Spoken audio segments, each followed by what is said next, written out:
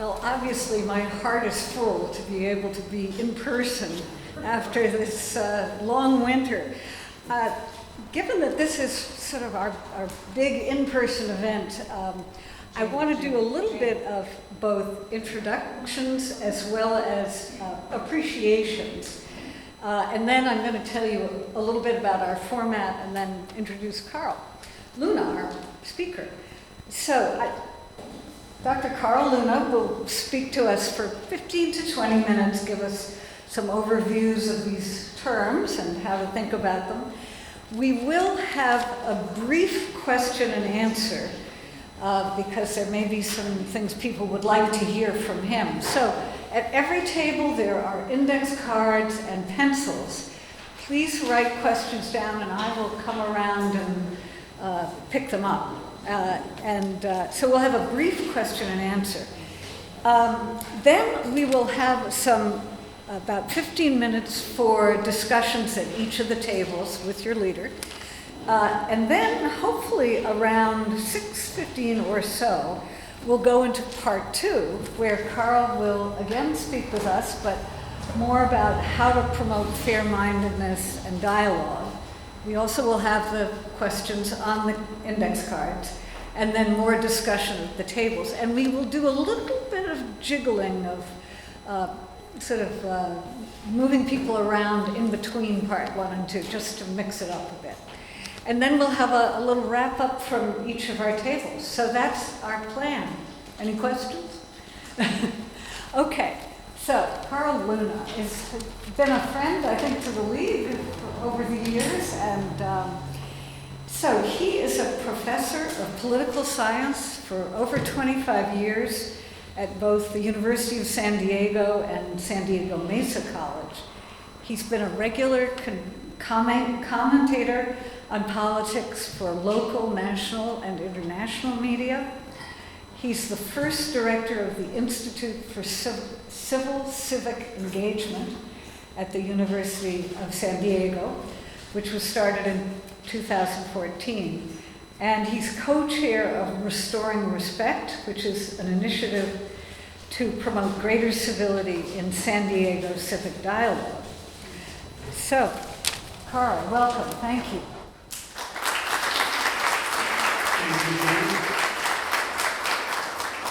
It's always great to be at the League of Women Voters. I think in my darkest times, when I see civilization not doing well, I take some hope out of the fact that if it all fails, somewhere on an island like the old Irish monks will be the League of Women Voters, maybe on Catalina or something, pulling together the records of civilization for when we're ready to restart it and come all over again. So hats off to the League for all your good work. It's a pleasure to be able to talk to you tonight. There's always, they say start with a joke. We're going to be talking about fascism, communism, socialism. Those are topics which always put a smile on your face. What was the old joke? A communist is somebody who doesn't have something and wants to share it with you. A fascist is somebody who doesn't have something, knows you don't have it either, but they still want to beat you up. Or what was the other one? Jeff Farnsworthy. Wasn't he the guy who did You May Be a Redneck If? Yeah, we can do some of that tonight. You may be a fascist if, you may be a communist if. And we're going to take a look at these different ideologies. What I'm going to try to do is condense down into about 15 minutes, what should be a good 2-hour undergraduate or graduate lecture. So pay attention, we're going to move quickly, and there will be a test afterwards. The test, whether or not we have a democracy in 10 years.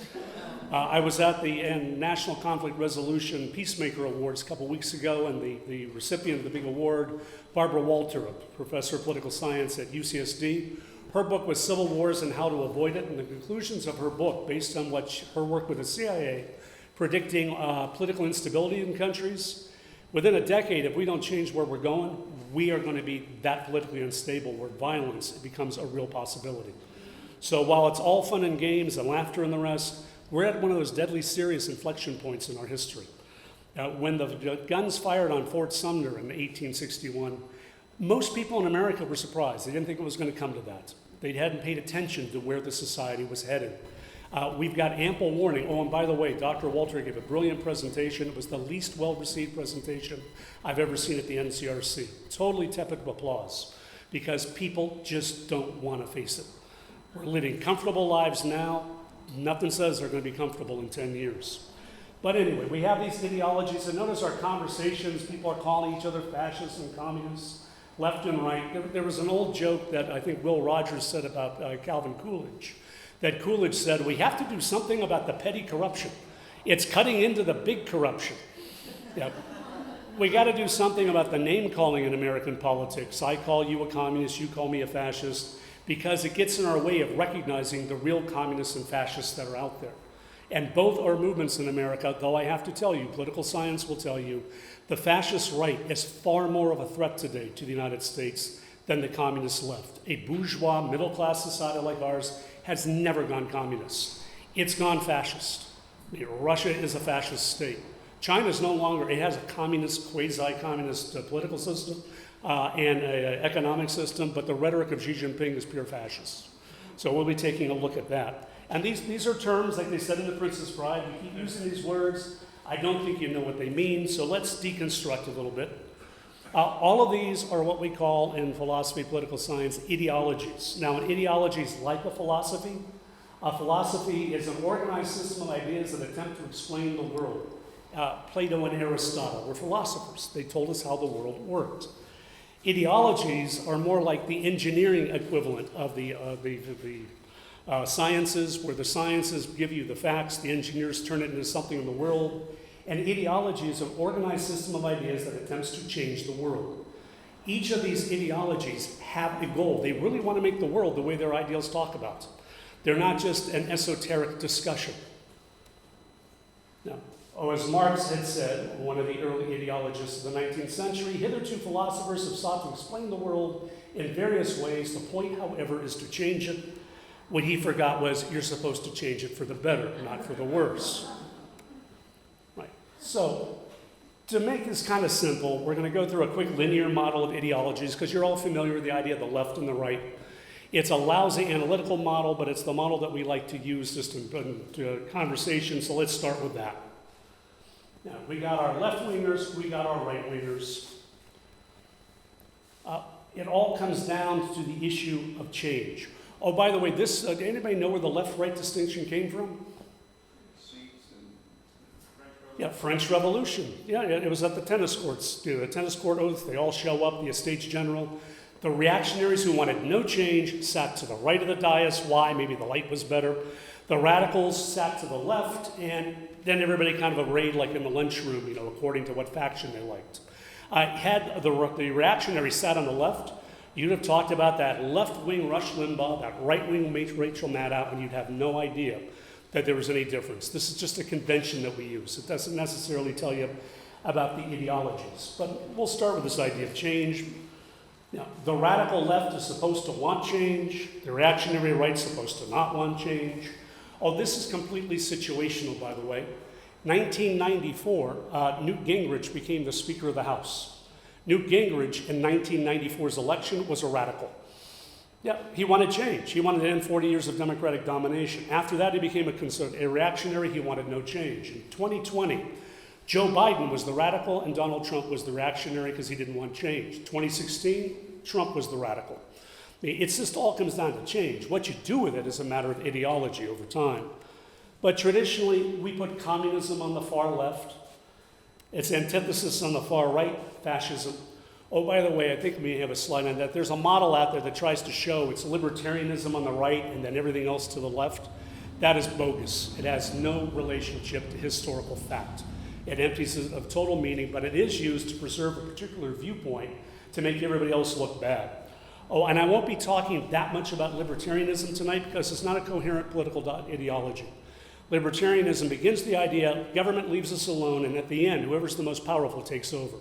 It ultimately leads, if it's just left to its own devices, to some form of authoritarianism, which we'll see falls more on the right. But you got fascism. Now, then you can move in a degree, you get socialism on the left, get conservatism on the right. In the United States, when we say conservative, we're not using the word the way political scientists do. We'll see that our ideology, for the most of our history, has sat in the middle. And we have variations on this ideology. I'll give you a hint about it. It's an ideology that says all people are created equal. They have rights of life, liberty, pursuit of happiness. and property, and government's there to protect our rights, and if it doesn't, we can change the government. Anybody know what our ideology is called according to political scientists? Liberalism. We're all liberal here. It's a dirty little secret. Rush Limbaugh was a liberal if he believed in the social contract.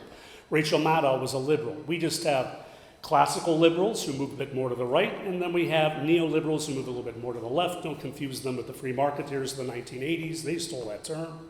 I remember Mort Saul, the old comedian, used to say in American politics, there's two flavors. There's vanilla, Democratic, and then there's Republican French vanilla, a little creamier. Yeah, we typically are in the middle. We're no longer there. We're starting to develop caramel macchiato communism and marble fudge fascism, but more marble fudge than the other. Okay, so it all comes down to the idea of change. And we're going to talk about these other ideologies, then we'll look at liberalism in more detail. Conservatism. When you talk about conservatism, you're going back to the 19th and 18th century. Edmund Burke, the Irish parliamentarian, member of the English Parliament, writing about reaction to the revolution in France, seeing such radical change happening so quickly, talking about how you have to preserve traditional values. The basic notions of classical conservatism. Society should be based on tradition. There's transcendent moral values that are out there that we can discover through the laws of nature. These are our rights to life and all the others that are out there. And you should have change, but the best should drive change. Those who have proven themselves through a meritocracy. It could be elected. That's what Burke liked. Thomas Hobbes would just assume it was just somebody strong enough to maintain order. But you have gradual change. Property is the central right because with property you can defend yourself and your liberty. This is associated with the old mercantile, state-controlled economies or laissez-faire systems where the government is not as involved in the economy and let people of money make decisions. And this could be a limited democracy. Everybody may get a voice, but they don't get the same voice. You want to have the best leading, and they should have a bigger voice. And it can drift into authoritarianism. Illiberal states today fall to the farther right of the old conservative movements. Why should Urban in Hungary be in have so much power? Because he's just that right, and he shouldn't have to mix it up with all the riffraff. Yeah. So for conservatism, you want gradual elite control change. Maybe democratic, maybe not. Socialism is one of those words that's bandied about all the time and people don't understand. It's an economic doctrine, but you can't turn it to politics. Socialism is about who owns the means of production. Does not mean anything government does. I grow weary of hearing people say government shouldn't take money out of one person's pocket, put in another person's pocket. That's all governments have done since the time of Hammurabi. Yeah, that's just taxation, that's spending, without which there's no government. Socialism gets into who should control things. Now, the basic driving value is equality. The notion that we're born equal, we can understand this by our natural rights, but that becomes the major test of society. How equal are we? Well, in American liberalism, that's our biggest divide historically. On the more conservative side of our liberalism, you have equality of birth, but then there can be inequality as an outcome of life. Some people win, some lose. On what we'd call the liberal side of American liberalism, there's an attempt to try to minimize that. Everybody starts equal, and you don't want too much inequality within the system. By the way, the 3 richest men in America currently control as much wealth as the poorest 50% of Americans. At some point, you got to ask yourself, do you ever want to wake up to have Jeff Bezos or Elon Musk controlling 99.95% of the wealth? If the answer is no, then it's just a question of where you draw the line. Socialists would draw that line much more finely than the classical liberals would when it comes to property. But you have, typically, you can have democratic socialism or communism. Democratic socialism, you have liberal democratic politics, you have elections, people get to run. You can have capitalism, welfare capitalism on the left of American liberalism. We've got that since the 1930s. Oh, by the way, welfare and social welfare is not socialism. The first country to adopt universal health care, retirement insurance, and all the rest was the Prussian monarchy under Otto von Bismarck. They adopted it as a way to keep their workers from rebelling and joining the socialist movements. Make life decent for your workers. Happy workers do not rebel. But you can have regulated markets. The question is how much. In 2012, the total difference in tax policy between Mitt Romney and Barack Obama came in at 11 points. Obama wanted a 29 or 39% top marginal tax rate. Romney wanted it at 28. When Dwight Eisenhower was president, it was 90. Yeah, so you look at that. Historically, it's not as big a debate here in the United States.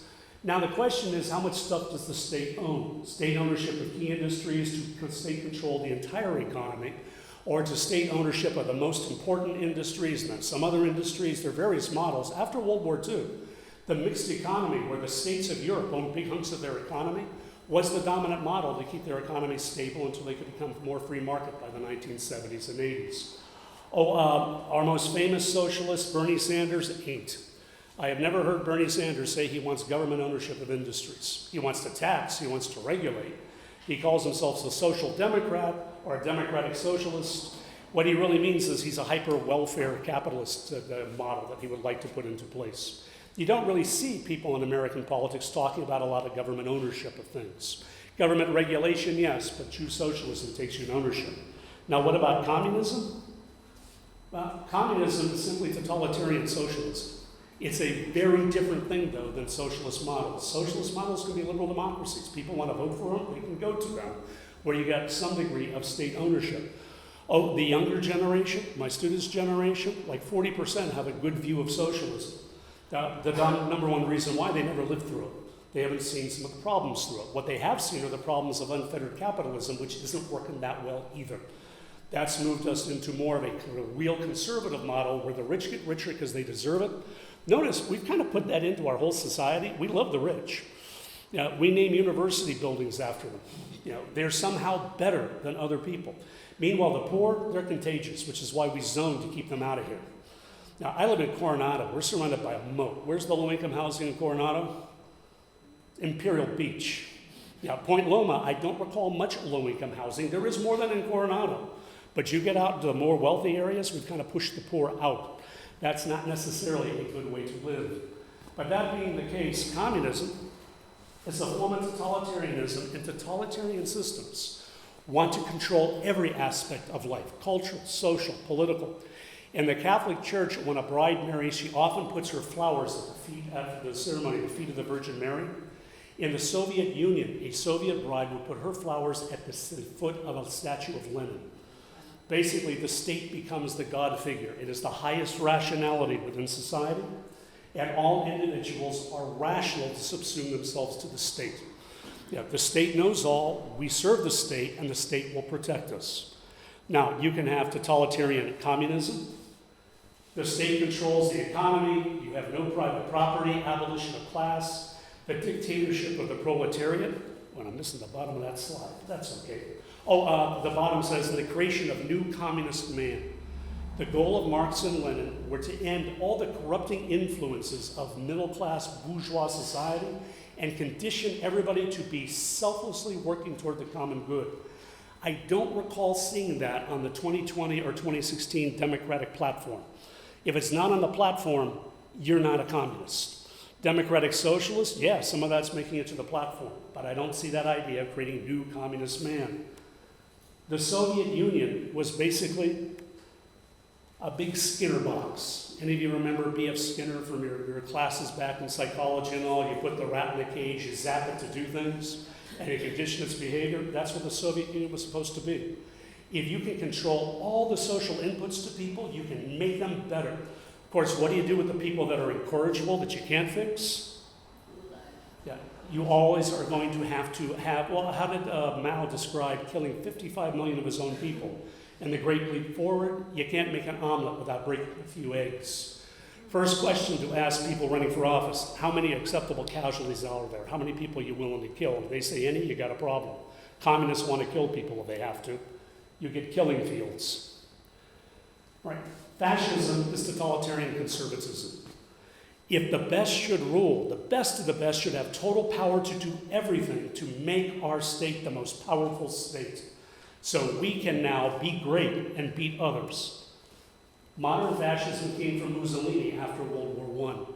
You got to remember the problem the Italians had. They were the big losers in the war. They lost even worse than the Germans did in casualties and money, even though they were on the Allied side. The soldiers were coming home from the front, and they're sitting in front of the collapsed Colosseum, out of work, lost all their grandeur, and they asked the question that begins the fascist moment. The question, what happened? How do we go from that to this? How do we make Italy great again?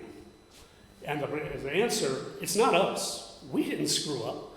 It had to be them, the others. There's some others out there that did us in. I mean, this plays into natural psychology. How many of you have ever been out in the parking lot, can't find your car, and your first thought, somebody stole my car? Yeah, so stole my car. Oh, I parked over there. Yeah, the fault, dear Brutus, may lay in ourselves, but not our stars, but nobody wants to hear that. So you build on a frustrated population, and you have a solution. Find them and eliminate them. Whoever the enemy is, we punish them. We can't do it on our own because we're too weak, so we need an all-powerful state. Just as the communists want an all-powerful state to create equality, the fascists want an all-powerful state to create glory and order.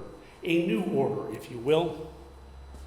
Once you get that, you can return to the glory days of yesteryear. Yeah, you find enemies, you purge them. Oh, by the way, the Holocaust for Hitler was a startup act.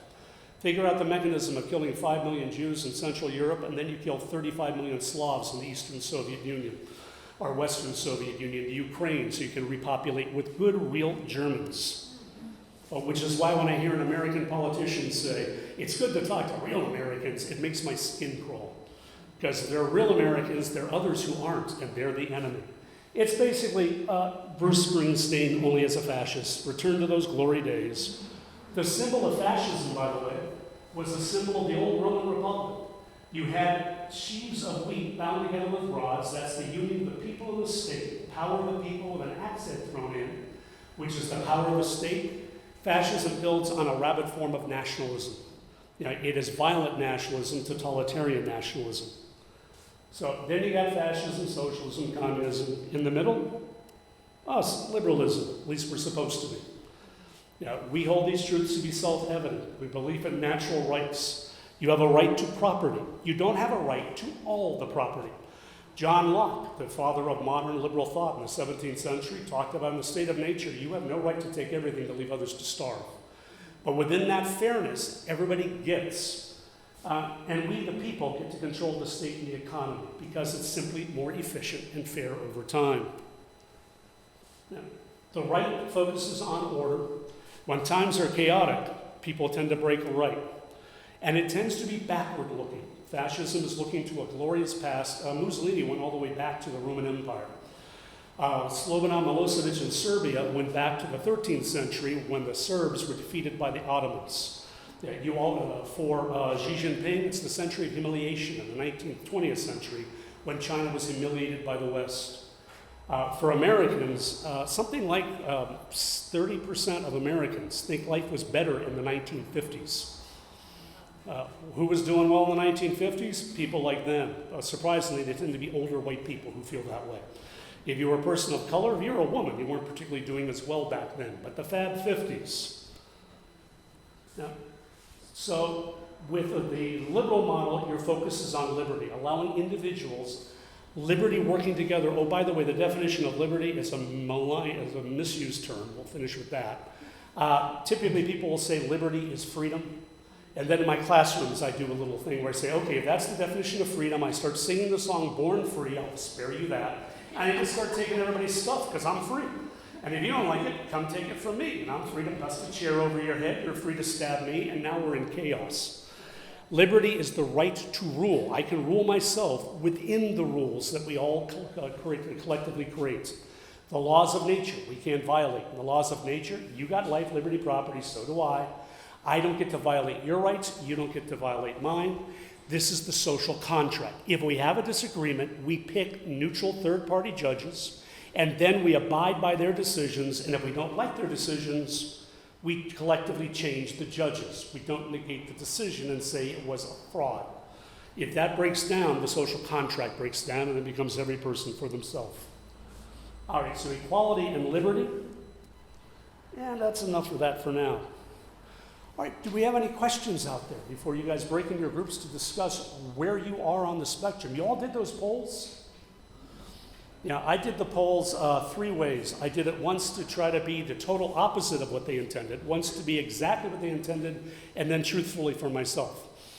Yeah, because I understand where they're gaming things. I particularly liked on the fascist quiz talking about conspiracy theories. Yeah, it's central to things. With the old Jeff Farnsworthy, you may be a proto-fascist if you think QAnon is real. And there is a couple of liberal elite that are consuming children to try to get immortality. Oh, you're also maybe a fascist if you believe, like the poor young guy who shot up that Tops Market in Buffalo. My cousin lives in Niagara. Does anybody know the theory that he was espousing? The replacement theory. Yeah. Do you know the fullness of white replacement theory? Who's running it? You guys don't know, let me let you know. No. You get my drift? It's the Jews, of course. Remember in Charlottesville when the crazies in khakis were marching saying, "You will not replace us, Jews will not replace us"? It's a Jewish conspiracy, probably with space lasers starting fires. We can laugh about it, they're deadly serious. And that's why we just had an attack in a synagogue in San Diego not that long ago. Pittsburgh, there's going to be more of this. The Anti-Defamation League is running scared right now. We do not have an equivalency in this country. There are all ideologies and political players are equal. Some are actively seeking the destruction of the America we used to know to advance their own agenda.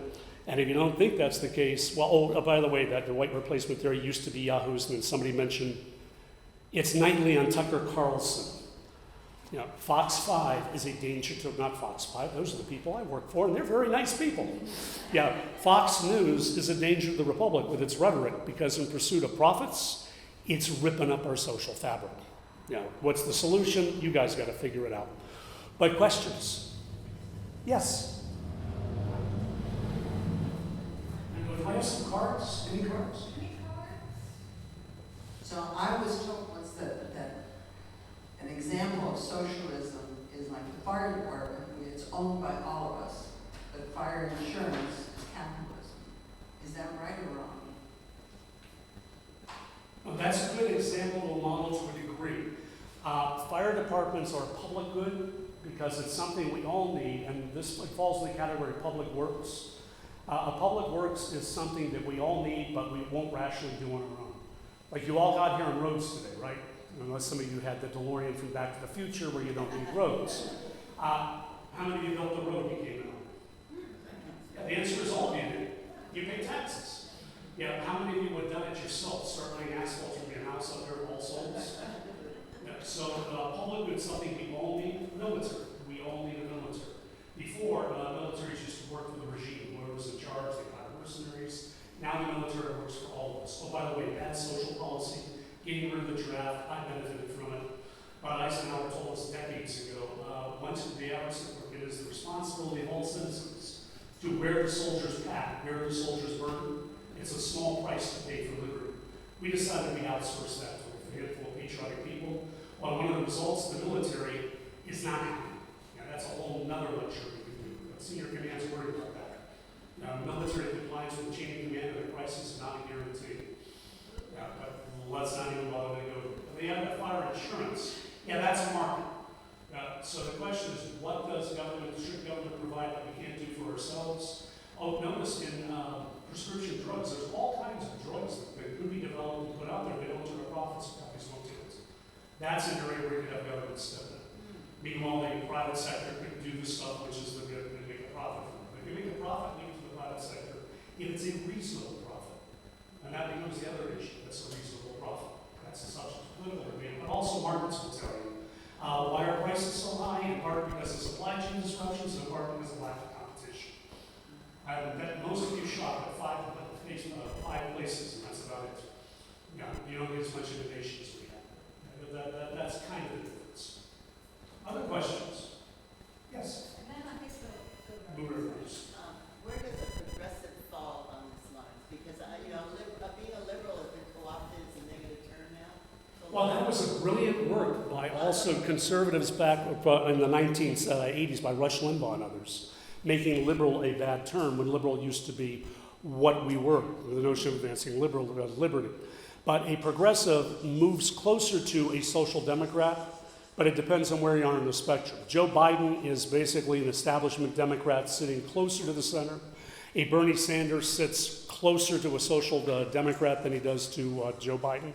But none of them are advancing communism and dictatorship, just like a Mitt Romney is nowhere near a fascist. Mitch McConnell's nowhere near a fascist. Some of the people in the Republican delegation in Congress meet the test for fascists. Yeah, but luckily they're not, well, a couple are moving toward leadership position. Okay. So did I answer the question? So you would be, a progressive would be somewhere around there. A traditional conservative Reagan Republican would be somewhere around there. Donald Trump moves somewhere around there. What was his name? The oldest member of the Senate from South Carolina. Jesse Helms, not Jesse Helms. Strom Thurmond. Yeah, Thurmond would be over here because he was anti-desegregation. Remember, the elite make gradual change. Oh, by the way, you heard a false narrative. The reason Judge Bork was borked and not put on the court, he had copious writings about how Brown v. Board was a bad decision. It should have been left to the states to decide things. I will turn this back over to Jim. All right, so maybe at a table where there's just a few we could join up, but we'll go, I'd say, till about 6:15-ish. Let your discussion leaders get you started and see what you come up with, right? Answer the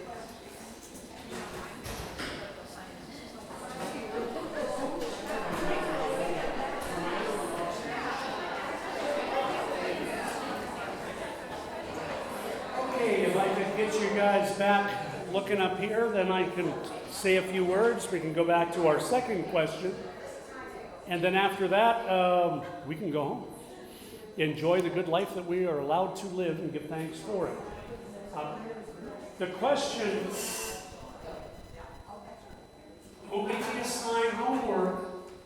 Oh, you're one of those classes. This is funny. I picked this up to read it like I can read. My wife and I look at each other like we're idiots anymore when we try to do that. What was the old line? George Washington said that he went blind in the service of his country. I just got old. All right, so the question we'll be looking at is discuss ways to promote fair-mindedness in dialogue. To do that, we've got to understand why we hold our civic dialogues. And just a little couple other points. Remember politics. Oh, there's that old joke. What's politics? Polly the many ticks, blood-sucking insects. I hate that joke with a passion. I really do, because that joke is told for a purpose. It's told to make us discredit politics so we don't work together as communities and then the wolves amongst us benefit. There's been a determined effort in my lifetime to make government look bad. When I was born, 70 to 75% of Americans thought government worked. Today, it's like 15%. Here's the deal. We're all living longer and better than ever before. Crime is a fraction of what it was in the 70s despite the increase. Yes, we've got inflation now, but the inflation we've had the last few months is not the late 1970s. Gas prices have gone up by about 50%. They quadrupled in the 1970s. Now, if it keeps on going, we've got issues, but more than likely these things will play out better. We're living better, yet we don't like our governments as much, in part because we're not living better as fast as we thought. And any of you got kids? Yeah. Any of you find yourself awake in the middle of the night wondering how they're going to make it? Yeah, we basically screwed children in America. We've done it concertedly. I'm a community college professor. It used to be free until the 90s. Now there's a move to try to make it free again. The greatest social engineering we ever did was the GI Bill after World War II, where you took 12 million men who came back from the war and allowed them to go to college. My father, the youngest of 15 from an Italian immigrant family, first to get a bachelor's degree, made it in the upper middle class. We would have to be morons to level huge student debt upon our students to get the skills they need to be able to keep our society going so we could get a 15-20% cut in the top marginal tax rate. I'm a baby boomer. I'm afraid our tombstone's going to read a bunch of morons. Yeah, we have not done a particularly good job of these things. We've forgotten what politics is. Greek word, poly, the many. Put an S on it. You got the polis. The polis is the community from the Latinized version. It's bringing the many into the community. That's what politics is about. We put it on our coins. E pluribus unum, out of many one. This is what our society is for. The Constitution, by the way, does not begin with me. There is no me in the Constitution. It doesn't begin with we the bankers, we the union members, We the rich, we the poor, it's all of us, and we're all supposed to benefit. Because at the end of the day, community means that, and that means, oh, honey, you ever see Lilo and Stitch? When little Stitch discovers what family means never, no one left behind or forgotten. Every time I hear that, I tear up, for heaven's sakes. What's acceptable losses in your family this year? Yeah, you get to your next holiday and you discover, hey, we only lost 15 family members. We only lost a couple of uncles, a couple of cousins, and maybe a sibling. Hey, 99 was a bad year for the family. We lost about 3 uncles, an aunt, and my father. Oh, and then a daughter diagnosed with cancer and a mother-in-law diagnosed with cancer, but they both beat that. Yeah, I would suggest there are very few acceptable casualties in your family. We just crossed 1 million dead for COVID. And we're acting like, it's just the price you pay. No, we are failing in building community. This is the purpose of our dialogues. It's a process of turning the many into the community. You don't lose your individual identity, you don't lose your individual rights, but please remember, your rights are only protected by the community through social contract. Adam Smith wrote, person of means can only lay their head on their pillow at night with any degree of security, knowing that the civil authorities will protect them. Outside of government is the state of nature, and what's yours is mine, and what's mine is mine too. Whoever's got the biggest club takes whatever they want. That's, by the way, Putin's Russia. And I apologize, that's again to hit the libertarians. What I don't like about libertarians, because at the end of the day, one person's going to have all the power in the big club. Now, they keep on bringing a manifesto to a knife fight, and it doesn't work. Now, for the Greeks, this was the highest profession you could pursue, the building of community, so all can benefit. Oh, by the way, Adam Smith's book on capitalism, Wealth of Nations. What produces the wealth for the entire nation? If only a few are benefiting, it is not a true capitalist system, because capitalism is about only one thing, making the most wealth for everybody you can. Otherwise, it becomes feudalism. It becomes Downton Abbey. Oh, you can skip through this. I just wanted to go to that for a moment. I'm just showing, by the way, this is what politics is. We got goals, they conflict, you got to resolve it. Libertarians ultimately will result in the person with the biggest club resolving the problems. Hey, what direction does toilet paper go? Over or under the roll? Yeah, I thought over. My wife's household had it under. Yeah, can you have a conflict on that? Yeah, if you can fight on that, you can fight on anything. Oh, by the way, I learned it goes under. Why? Because Lyndon Johnson was right. Happy husband, happy wife, happy life. We can skip through the variables. I wanted to get back to this. Oh, and this is stuff I do want to think about how fragile our democracy has become. People believing that violence is now acceptable. The idea that large numbers of people think the 50s was a better time, and there's a whole loaded issue in that. Oh, one thing that wasn't on the books in the 50s, Roe v. Wade. If you want to roll things back to the 50s, you get rid of Roe. You also get rid of the Civil Rights Act. The Voting Rights Act has already been eviscerated. Yeah, and suddenly it is feeling like the Fab 50s. Even though things are actually getting better, but I wanted to get to, oh, there we go. So for our Institute for Civil Civic Engagement, we hold that civility is stuff that builds community. If you bring people into the conversation, you're being civil. Oh, remember for the Romans, that's civitas. That is bringing the cives, the citizens, into the city, and from that you build civilization. Civility is the matter of civilization. Where there is no civility, there is no civilization, and there is no community, and there is no society. You break up into simply the rule of the powerful. So the goal of our conversations is to find common ground to build communities. How do you do that? I don't know anymore. Used to be pretty easy to bring people together to form conversations in America, but remember at that time when the people were at the table, they tended to look a lot like us in this room. They tended to be more white, middle class, upper middle class. We did not have everybody with a seat at the table. What we've tried to do over the last 60 years is broaden the table. Bring more people in, but as you've done that, other people have felt threatened. Because if you're here and other people are here, but they start to move up, even if you're doing well, you start to feel challenged. It's the hunter-gatherer in us that we really need to figure out a way to bioengineer out of. So how you bring people together to be able to have conversations is trickier than it used to be because it's harder to form national consensus.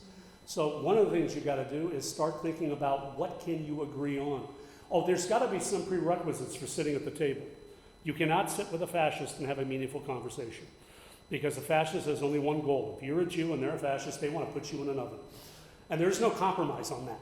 Say, okay, we'll just put your arm in the oven. That's not going to work. Yeah, you have to establish that everybody to sit at the table has to agree to the social contract.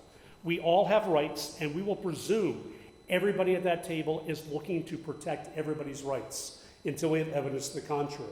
I won't call you a fascist until you act like a fascist. You don't call me a communist until I act like a communist. So we defuse the words and we look for what we have in common. But if there's no social contract, there is no community dialogue. This is something, you guys do lots of community, what do you call them, debates, candidate debates. I grow weary of the format because candidates now say whatever works for the buzzwords to people. It's not being a neutral moderator to ask the exact same question and expect the same response from the fascist and the regular Republican or Democrat. Start asking questions. Do you believe in QAnon? Do you believe in QAnon? Check. Okay, thank you. Conversation's over. There's not a whole lot we can do with you. Yeah, do you believe in white replacement theory that is run by the Jews? Yes, thank you. Everybody have a donut on the way out. This conversation's over. You know, I don't think we're at a point where we can keep treating everything as a moral equivalency in this country. That people have opinions and everybody's opinion matters. Bullcrap. If I have to go to the doctor and I'm sick, the doctor's opinion matters more to me than the person who's sitting in the waiting room who got something off of a BuzzFeed article. One of the other things that fascists always do is they attack expertise. Because if there's no experts, anybody's opinion is good, and the one I tell you that makes you feel really good about yourself, because you're better than other people, is the one you can now believe in, even as 1 million people die. Now, that's a very bad moment for the society. So how do you have the conversations? We're just talking at this table. By the way, this was the high-stakes table. It was $15 a hand that we were playing up there just for the ante. One of the things we were talking about is, or maybe it was the next table, don't have certain conversations you don't even try to have. I was watching some television show where the father didn't believe that there was a mass shooting, where the son was actually wounded, and it was destroying the family. It was based on real incidents that have been out there. The psychiatrist's recommendation, just don't talk about it. Do what families have done forever. Just push it over there. It's on the shelf, and you're just not going to talk about that. You're going to find something that you can talk about to be a family. You all probably had that moment where there's people you just don't want to talk to anymore in your family. At some point, though, that may break down, but until you can at least try to get the conversation going, you can't solve things. What is it that we can agree on? How many people think homelessness is a problem in San Diego? All right, so we sit down and try to figure out what you can do about it. Solution to homelessness, find people homes. Now, how do you go about doing that? How do you get people to address the problem and not the personification? Don't talk about peoples, talk about the issue underneath it. But that's what you guys got to start thinking about at your tables. One of the things that make events like this both very rewarding to do but also frustrating is I would bet most of you can really have a good conversation with each other. Bringing people in from East County, Santee, who may have a different view, that is a challenge, which has been breaking down. Our Restoring Respect Conference, I don't know if we'll ever do it the way we did before because I got tired of it being the same people in the room, always having the same agreements. Finding venues where we can engage people who don't think like us. Get the people who listen to Fox and to CNN to talk. Now, the people who are listening to, I don't know, One America News, you're going to have a hard time with being able to talk with them, just like the people who are going to the most extreme of the liberal websites. Yeah, you got to find the people in the middle that you're going to have good faith conversations with.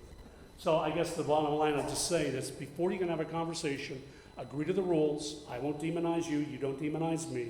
Agree that you all accept the social contract, and if the other person at the table is cray-cray, save yourself some time and go watch something on TV. But in the interim, if you can find something you can find common ground on, there's got to be passions we all agree on across party lines. Walking through my neighborhood last holiday and seeing, look, all these people have got Christmas lights up here or other decorations there. And if I hadn't seen the stuff they had put up during the election, would I know what they thought? Yeah, we have community interests that we should be able to focus on. If we don't win those conversations one at a time, then we got to do it at the national level. Oh, that's the other thing.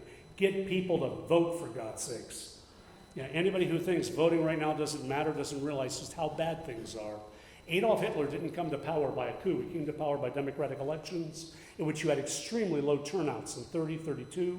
Why? Because the economy wasn't doing well and people were worrying about collapsing prices. You prioritize pocketbook over principles, you lose both. All right, let's get to our groups. Are there any questions? I have a question, actually. So, do you have any favorite rules for tough conversation, ground rules for There's a whole literature on that out there. There's lots of different groups that do that. Oh, and by the way, I got to confess that I'm becoming a bit more agnostic on those conversations. Because when we say we're going to have tough conversations, it tends to be the same people in the room. It's harder unless you have it structured for like an issue where you have people identify differences invited from different groups. But it's exactly what we were saying. You have to start with a profession of good faith. In the old days, they made it simple. I give you my daughter, you give me your daughter, we hold them hostage against the negotiations. What you have to do is be willing to sacrifice something to the negotiation. Part of it's also the insistence that both sides call out each other's crazies. Because if you don't call out your crazies, you are now unable. Yeah. For me, and I think for the league as a whole, the terrible conversation in the supervisors' meetings this year and the need to set more clear rules seem to be a very important. I just did an interview with the UT reporter on that. We're going to continue it tomorrow. That is an issue. People are confusing liberty and freedom with license, the right to do whatever I want. Yeah, you have a right to address government. Nothing says you get to do it in a 2-minute slot at the Board of Supervisors, hurling insults and making things which are just this side of the legal definition of threat.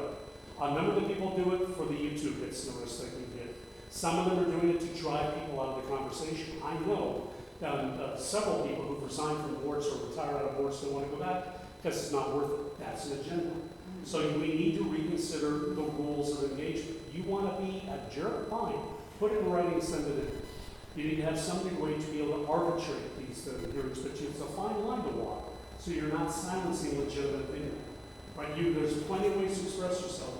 And I'm not as concerned about obscenity as I am about threats. That's about what? Threats. Threats. Yeah, threats destroy democracy. Well, we do have a couple. Should we do the questions? Do a couple of questions?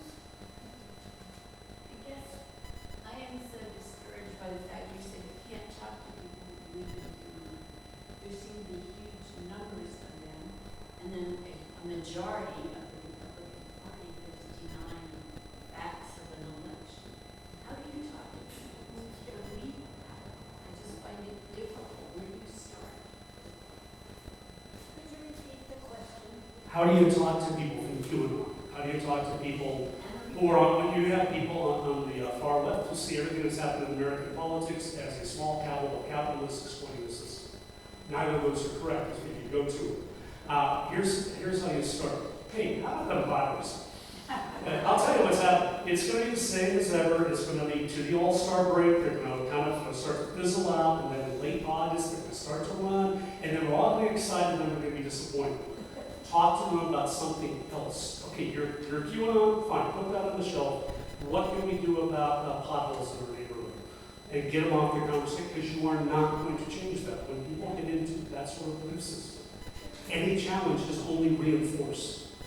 So find something else, or find people that aren't crazy that you can talk to, and try to make change, but get them to control the political process, which also involves a whole bunch of rules we have to change, because our system rewards cray right now. Let's do our conversations, and then we might have some time at the end. Okay. On to part 2 of the questions.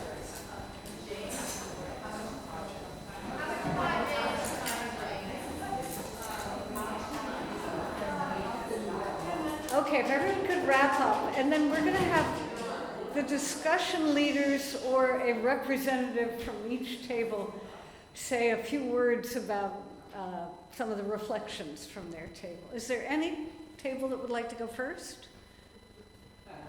I'll get it over with. Okay. Great. Okay, I'm going to give, come over. I'm going to give you the mic. Okay.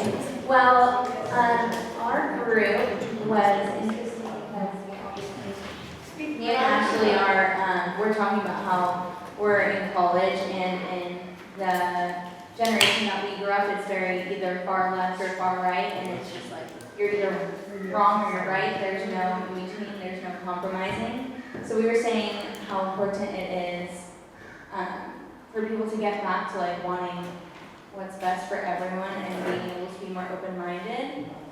because it's really, really discouraging when you have a conversation with someone and they just get too angry and can't hear another person's point of view, or even let the other person talk. So,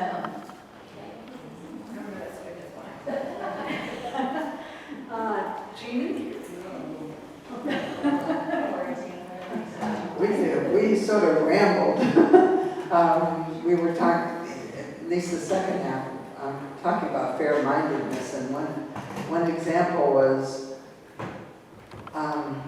Michael had someone come to the Railroad Train Museum with, he wanted to put a train on there that was a Trump train, so Trump or something. And he explained that you can't do that, this is a city property and you can't do that. And he was furious. And then Juanita was suggested, well, maybe if you said, well, what if I put, God loves you on that, or some other, vote for Bernie, or some, that by trying to look at it, put yourself in someone else's shoes and see how it would be from their point of view. But other than that, we rambled a lot. Okay. Let's take on. Well, we were good at rambling also, but we focused around, that question of what do you do with family members when you have terrible disagreements. And Dr. Luna said, you just push it aside and you talk about the turkey. And so we tried to talk more about that, really trying to focus on tolerating different ideas and asking questions and trying to really pull out the underlying issue for the other person. Kind of put yourself in another person's shoes to really understand that. One suggestion that Michelle had was, just to hug them and what can I do to put a smile on your face rather than saying you're an asshole. More like the Dalai Lama. But it was really listening and asking questions and really engaging to try to understand and to build that community.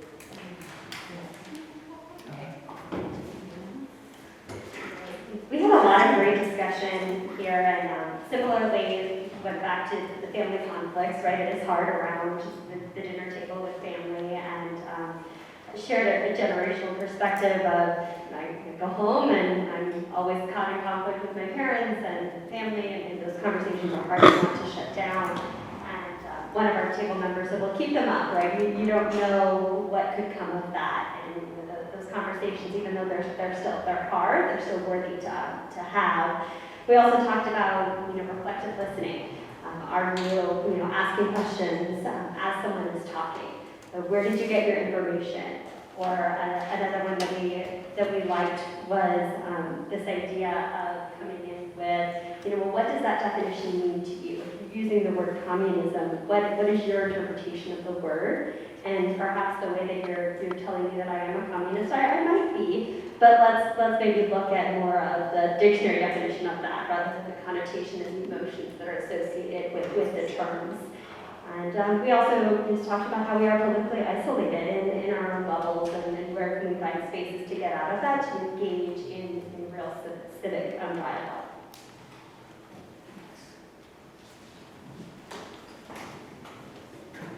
All right, hi. We also had some rambling, probably the best rambling and also the best discussion. We started with the question of basically to what extent are we supposed to tolerate people who are being intolerant? In what spaces can we allow it? Can we have any tolerance for intolerance? We talked about how, sort of alluded by Dr. Luna, that on a debate stage, that maybe we have given it too much tolerance. And maybe there's, at this point we should stop having any patience for people who reveal themselves right away to have, these crazy ideas, that we shut it down right there and we don't give them an audience any further. But that maybe there's a little bit more tolerance that we can have at Thanksgiving or with our next door neighbor, because this is our family or this is our immediate community. So there's there's more that we have to do in those contexts to kind of make it work in whatever context that is. So then we sort of were talking about the thresholds for that, and a lot of it just comes down to time and energy, right? And also efficiency of it. So, you know, if we go and we try to find every person in the neighborhood who has the craziest ideas, and we're gonna not rest until we've changed their mind and given them better values, that's gonna take a lot of energy and probably not be that efficient, and there might be a better use of our time. So maybe we can find people who are a little bit closer to our values and have more productive conversations that way. But then also it's like, what can we be doing just within our communities and our neighborhoods to just generate goodwill, whether that's, you know, the lending sugar or the sharing of our fruit trees or whatever, just to, you know, kind of have that shared community feeling anyway that could foster a similar result. So that was another side of the conversation, was just sometimes you might not be able to actually ever change someone's values or beliefs, and that might be fruitless, but are there ways that we can agree in the end on a policy, even if the values that get us there might be different, and sort of targeting it that way. So those were a couple conversations we had. Thanks. Well said.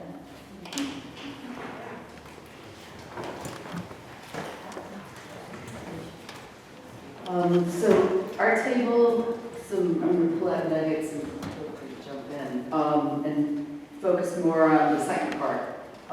So fair-mindedness and promoting dialogue.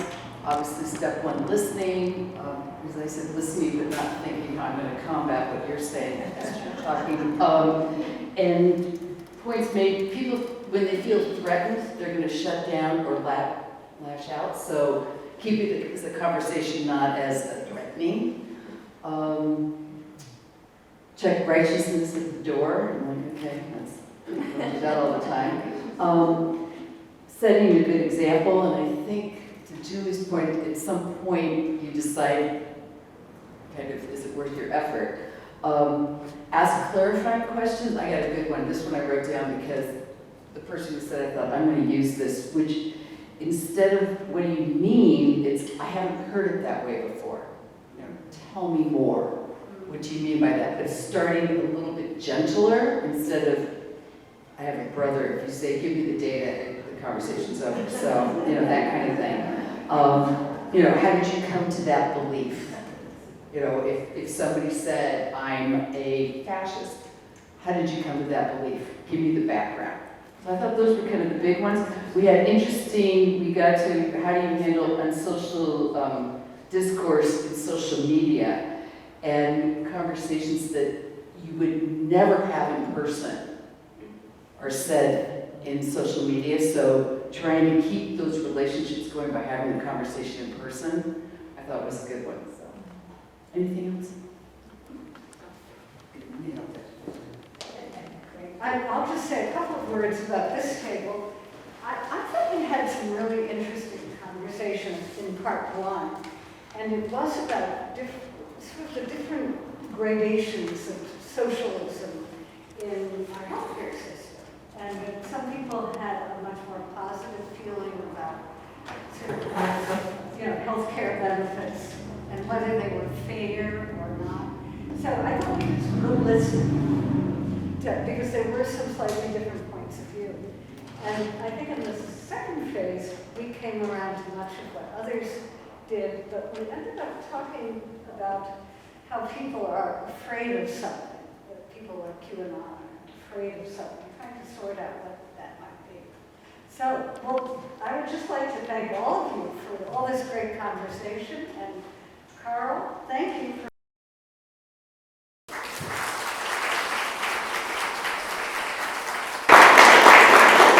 I just wanted to leave the last moment of reflection based on some of the comments you guys were making. I want to clarify one thing. When it comes to like debate, we're talking about who you can and cannot vote. Discourse has value beyond trying to reach debate and resolution. Okay? It has the value of establishing where people stand. So I wouldn't go so far as to say that people that are too far to the right or the left cannot be allowed to the dialogue, but don't anticipate it being a real dialogue to reach common ground. It's important to know how people feel. That's why one thing I think the league does need to do a little bit better with some of your debates is to call things out. Like ask people, Is this what you agree about, yes or no? Now, a lot of things you can't do yes or no. Are you a democratic socialist or a socialist? Are you a laissez-faire Republican or a conservative? There's all kinds of quibble. But are you a fascist? There's questions you can ask on that, or a communist. It's kind of like saying, how to say this politically, are you having sex with goats?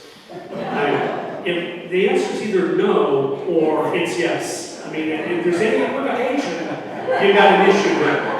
So there's some questions that any equivocation, yes, you are a fascist. Yes, you are a communist. So working that out becomes the nuance of your mission moving forward. But I've learned a lot from the conversation with you all. Thank you for having me.